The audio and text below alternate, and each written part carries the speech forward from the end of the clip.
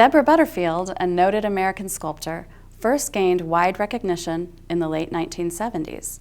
Horses have been the single, sustained focus of her work for more than 30 years. She has said that the horse as subject matter and its poses are a metaphorical approach to self-portraiture, and that her pieces are about a state of mind that can be conveyed through internalized gestures. When she first began working, Butterfield sculpted her horses in a realistic style using plaster, but her ultimate goal was not realism, so she started to paint the surfaces in unrealistic colors, such as pink, yellow, or blue. Finally, she abandoned plaster altogether and started sculpting with a mix of mud, sticks, and straw. In this project, a high-relief horse sculpture is made using quick mâché and found objects.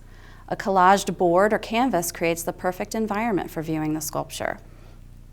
It's a great idea to look at some of Deborah Butterfield's work to gain insight into the way her forms express a state of mind or an emotion. Think of an emotion that you might want to portray using the posture of the horse or other animal in your sculpture. I've drawn a quick gestural sketch of a horse that will fit within the panel that I'll use for the background collage. I'll place the sketch on the panel and cover it with some wax paper. These are some materials that I've gathered to add to the quick mâché. I'm using some pieces of straw and some paper, but you could use leaves, pine needles, anything else that you find interesting.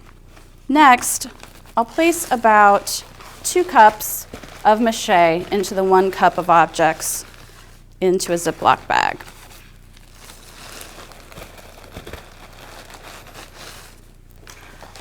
I'm going to add enough water to make a workable paste, and then I'll just knead the bag to combine all the ingredients well.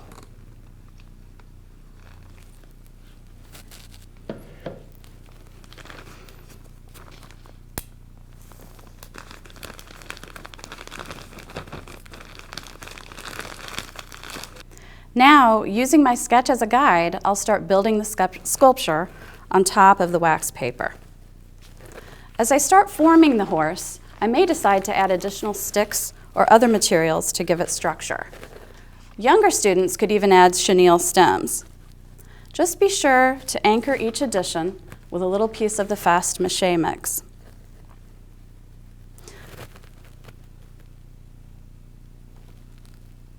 When the horse sculpture is complete, move it off the board or canvas and let it dry.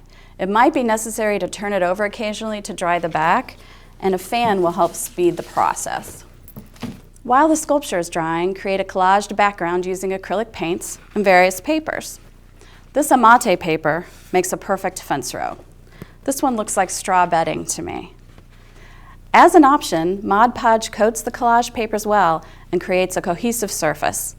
Once the collage and the sculpture are dry, all that is needed is to glue the sculpture in place using weld bond adhesive.